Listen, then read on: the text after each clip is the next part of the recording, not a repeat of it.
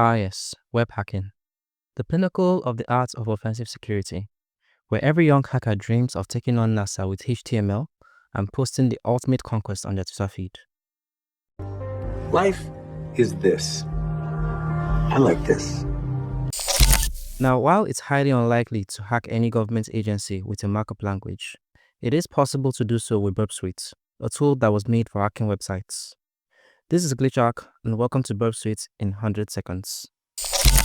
Created by David Stoddard in the mid-2000s, Burp Suite was created for automating web penetration testing attacks. This tool allows you to do everything from sniffing HTTP requests to straight up kicking vulnerable login pages in the butt. Burp Suite has 3 editions. The Community Edition is for basic hackers like you and I, and gets the job done at a basic level.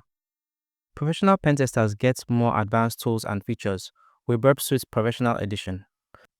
And the big boys at large companies get the Enterprise Edition, having things like automated scanning and continuous security testing. Look at, you will love it. Burp Suite has a lot of tools, and I mean a lot. Here are a few in the Community Edition.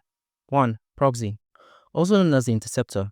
This is used to catch web requests, which you can then modify before either sending or dropping them. 2. Repeater. Remember the request from the proxy? Yeah, this is used to test requests again, and again. 3. Decoder.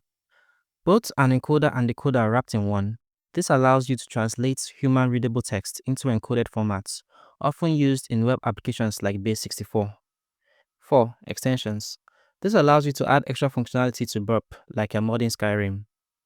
Using Burp Suite makes you feel like a 5-star hacker, even if you still Google what is cross-site scripting.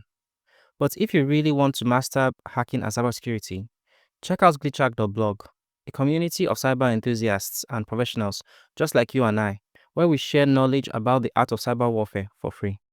Check it out in the link in the description below.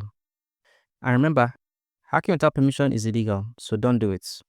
If you enjoyed this video, don't forget to hit like and subscribe. Thanks for watching, and see you in the next one. Cheers.